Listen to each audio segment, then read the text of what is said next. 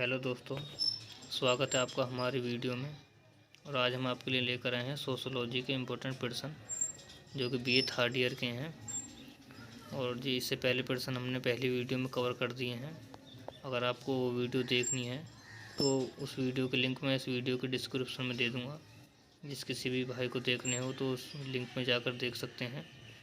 तो आज का पर्सन है आपका 64, पर्सन नंबर 64। कौन सा काल पुनर्जागरण काल के रूप में जाना जाता है? तो जो पुनर्जागरण काल के रूप में जाना जाता है वो है आपका 1350 से 1550 तक। तो आपका उत्तर नंबर 20 सही है। प्रश्न नंबर है 65। पैरेटो ने वैज्ञानिक बुद्धिजीवी अभियंताओं को किस वर्ग में रखा है? तो पैरेटो ने वैज्ञानिक अभियंताओं को अशासक अभिजात वर्ग में रखा है। प्रश्न नंबर 66। पैरेटो ने अभिजात वर्ग को किन दो भागों में बांटा है? तो उसने बांटा है शासक अभिजात वर्ग और गैर शासक अभिजात वर्ग। उसने दोनों वर्गों में इसको बांटा है। प्रश्न नंबर 67। अभिजात वर्ग के परिभ्रमण किसके द्वारा किया गया? तो अभिजात वर्ग का परिभ्रमण पैरेटो के द्वारा किया गया। उत्तर नंबर ए सही है इसका। प्रश्न नंबर 68। निम्नलिखित में से किस विचारक का संबंध ज्ञानोदय काल से नहीं है? तो इमाइल तुर्खिम का संबंध ज्ञानोदय काल से नहीं है, जबकि वोल्टेयर, थॉमस हॉब्स और मॉन्टेस्क्यू का संबंध ज्ञानोदय काल से है। तो आपका उत्तर नंबर 20 सही है इसका। प्रश्न नंबर है आपको 69। मानव स्वतंत्र पैदा हुआ है और वह स्वतंत्र जंजीरों से जकड़ा हुआ है, यह कथन किसका है? तो ये कथन है रूसो का। आपको उत्तर नंबर 20 सही है इसका। प्रश्न नंबर है आपका 70। पॉलिटिकल फिलोसफीज नामक पुस्तक के लेखक कौन है? तो इस पुस्तक के लेखक है चेस्टर सी मैक्सी। आपको उत्तर नंबर 20 सही है इसका। प्रश्न नंबर है 71। सोशोलॉजिकल थ्योरी नामक पुस्तक के लेखक कौन है? तो सोशोलॉजिकल थ्योरी नामक पुस्तक के लेखक हैं जॉर्ज रिटजर। उत्तर नंबर डी सही है इसका। प्रश्न नंबर है 72। ज्ञानोदय के परिमाण हैं। तो जो ज्ञानोदय के परिमाण हैं वो मानववाद भी है, कला की प्रगति भी है और धर्म सुधार भी है। तो इसका उत्तर आएगा होगा आपका सही ये सभी। डी उत्तर सही है इसका। प्रश्न नंबर है आपका 73। किसने कहा है कि ज्ञानोदय मानव के अपने स्वारोपित संरक्षण से छुटकारा है, बिना किसी दूसरे के निर्देश के अपनी नैसर्गिक शक्तियों का प्रयोग करने में असक्षम संरक्षण है? तो ये कहा था ऑगस्ट कॉम्ट ने। उत्तर नंबर डी सही है इसका। प्रश्न नंबर है आपका 74। निम्नलिखित में से कौन सा वर्ष फ्रांस की राज्य क्रांति से संबद्ध है? तो है आपका प्रश्न उत्तर नंबर सी 1789। अगला प्रश्न है 75। फ्रांस की क्रांति के मुख्य कारण क्या थे? तो फ्रांस की क्रांति के मुख्य कारण थे निरंकुश व अत्यधिक खर्चीला राजतंत्र। ऑप्शन नंबर बी भ्रष्ट चर्च व्यवस्था। ऑप्शन सी है कुशल नेतृत्व का अभाव। तो ये सभी हैं इसका उत्तर, क्योंकि जो फ्रांस की क्रांति के मुख्य कारण थे वो ये तीनों भी थे। तो इसलिए इसका उत्तर हो जाएगा ये सभी। उत्तर नंबर डी सही है इसका। अगला प्रश्न है 76। क्या यह सत्य है कि आर्थिक संकट फ्रांसीसी क्रांति का मुख्य कारण है? तो ये भी सत्य है कि जो फ्रांसीसी क्रांति का मुख्य कारण है उनमें से एक आर्थिक संकट भी है। तो आपका उत्तर नंबर ए सही हो जाएगा हाँ। प्रश्न नंबर है 77। निम्नलिखित में से कौन सी एक दशा फ्रांस की क्रांति का कारण नहीं थी? तो वो थी आर्थिक असमानताएं भी थी, सामंतवादी व्यवस्था भी थी और फ्रांस में निरंकुश शासक भी थी। तो इसका जो उत्तर हो जाएगा सही वो होगा डी प्रोटेस्टेंट विचारधारा एक अधिकार, ये नहीं थी। प्रश्न नंबर 92। औद्योगिक क्रांति शब्द का सर्वप्रथम प्रयोग किस विद्वान ने किया? तो तो इसका प्रयोग किया था टॉयनबी ने। तो ऑप्शन नंबर डी सही है इसका। प्रश्न नंबर 93, औद्योगिक क्रांति के मुख्य कारण क्या हैं? तो औद्योगिक क्रांति के मुख्य कारण थे आर्थिक संकट भी था, राजनीतिक भी था और सामाजिक भी था। तो इसका ऑप्शन नंबर डी सही है, ये सभी। प्रश्न नंबर 94, इंग्लैंड में औद्योगिक क्रांति कब घटित हुई? तो जो इंग्लैंड में औद्योगिक क्रांति घटित हुई थी वो हुई थी 1750 में, जो कि सबसे पहले वस्त्र के लिए घटित हुई थी। प्रश्न नंबर 95, औद्योगिक क्रांति की शुरुआत सबसे पहले इंग्लैंड में क्यों हुई? तो इसका सही उत्तर है उत्पादन के लिए प्राकृतिक साधनों की उपलब्धता। प्रश्न नंबर 96, फ्रांस की ईस्टेट जनरल में मताधिकार किस नियम के अंतर्गत होता था? तो होता था प्रत्येक स्टैंड का एक मत। ऑप्शन नंबर डी सही है इसका। प्रश्न नंबर 97, फ्रांस की 13 स्टैंड ने राष्ट्रीय असेंबली के निर्माण की घोषणा किस स्थान से की थी? तो उसकी घोषणा की थी टेनिस कोर्ट से। इसका ऑप्शन नंबर ए सही है। प्रश्न नंबर 98, फ्रांसीसी नेशनल असेंबली के 2 प्रमुख कार्य थे।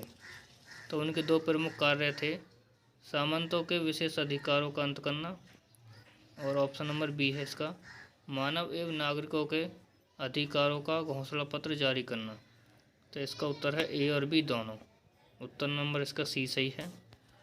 प्रश्न 99, फ्रांसीसी नेशनल कन्वेंशन की 2 मुख्य समस्याएं क्या थीं? तो वो थीं फ्रांस में क्रांतियों के विरोध का दमन करना, और ऑप्शन नंबर बी है लुई सोल्वे के भाग्य का निर्णय करना। तो इसका उत्तर नंबर सी सही है, ए बी दोनों। प्रश्न नंबर 100, फ्रांस में स्वतंत्रता दिवस कब मनाया जाता है? तो जो फ्रांस में स्वतंत्रता दिवस मनाया जाता है वो 14 जुलाई 1789 को मनाया जाता है। प्रश्न नंबर 101, 1815 ईस्वी के बाद यूरोप के किन किन देशों में राष्ट्रीय आंदोलन प्रारंभ हुआ? तो जो यूरोप के देशों में राष्ट्रीय आंदोलन प्रारंभ हुआ था वो जर्मनी में और इटली में हुआ था। तो इसका ऑप्शन नंबर सी सही है, ए व बी दोनों। प्रश्न नंबर 102, फ्रांस की क्रांति अनिवार्य क्यों थी? फ्रांस की आर्थिक दुर्दशा के कारण, लुई सोल्वे के अयोग्यता के कारण। तो इसका ऑप्शन नंबर सी सही है, दोनों कथन सही हैं। प्रश्न नंबर 103, रिक्त स्थान भरिए। तो इसमें होगा औद्योगिक क्रांति के आगमन से पूर्व अधिकांश लोग छोटे ग्रामीण समुदाय में निवास करते थे, जहां उनका दैनिक जीवन कृषि के चारों ओर घूमता था। तो इसका ऑप्शन नंबर ए सही है, औद्योगिक क्रांति। प्रश्न नंबर 104, निम्नलिखित में से कौन सा यूरोपीय देश औद्योगिक क्रांति से संबंध है? तो इसका ऑप्शन नंबर डी सही है, इंग्लैंड। जो औद्योगिक क्रांति से संबंध था, औद्योगिक क्रांति इंग्लैंड से ही शुरू हुई थी। प्रश्न नंबर 105, सामाजिक अनुसंधान में किन तथ्यों की खोज की जाती है? जो सामाजिक अनुसंधान में नवीन तथ्यों की खोज की जाती है, ऑप्शन नंबर बी सही है इसका। प्रश्न नंबर 106, निम्नलिखित में से कौन सी औद्योगिक समाज की प्रमुख संस्था नहीं है? तो उसकी प्रमुख संस्था नहीं है तानाशाही। ऑप्शन नंबर बी सही है इसका। प्रश्न नंबर 107, इंग्लैंड में सर्वप्रथम किस उद्योग में औद्योगिक क्रांति हुई? तो सर्वप्रथम वस्त्र के उद्योग में औद्योगिक क्रांति शुरू हुई थी। प्रश्न नंबर है 108, द थर्ड वेव नामक पुस्तक के लेखक कौन हैं? तो थर्ड वेव नामक पुस्तक के लेखक हैं Alvin Toffler. Option number D सही है इसका। अगला प्रश्न आपका 109, लेवायथन किसकी कृति है? तो लेवायथन थॉमस हॉब्स की कृति है। ऑप्शन नंबर ए सही है इसका। प्रश्न number 110, the impact of industry नामक पुस्तक के लेखक कौन हैं? तो इसके लेखक हैं Wilbert E Moore. Option number A सही है इसका। प्रश्न नंबर 111, the sociology of economic life नामक पुस्तक के लेखक कौन हैं? तो इसके लेखक हैं नील जे स्मेल्सर। ऑप्शन नंबर सी सही है इसका। अगला प्रश्न है 112, the making of society N outline of sociology नामक पुस्तक के संपादक कौन हैं? तो इसके संपादक हैं रॉबर्ट बीरस्टीड। ऑप्शन नंबर सी सही है इसका। प्रश्न नंबर 113, औद्योगिक क्रांति के परिणाम रहे हैं। तो इसके परिणाम रहे हैं राष्ट्रीय आर्थिक समृद्धि और ऑप्शन नंबर बी है पूंजी का केंद्रीकरण। ऑप्शन नंबर सी सांप्रदायिकता का उदय।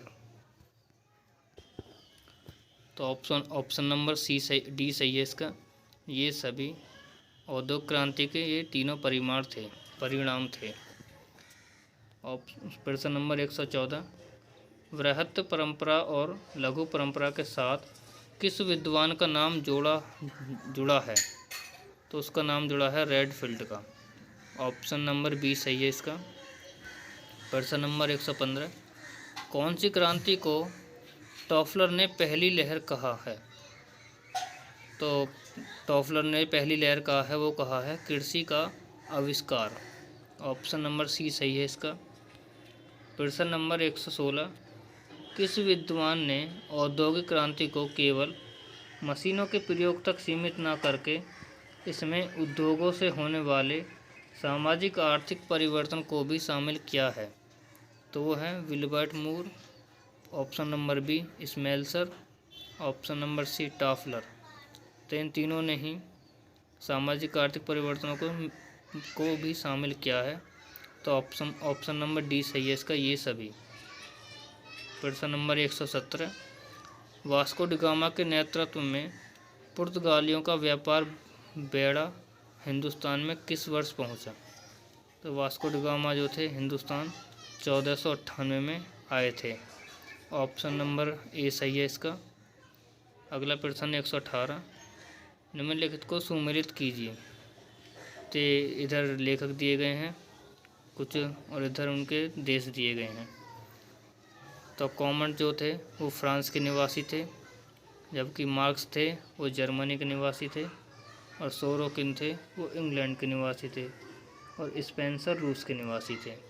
तो इसका सही उत्तर हो जाएगा बी 4, 3, 2, 1। तो आज के लिए दोस्तों इतना ही।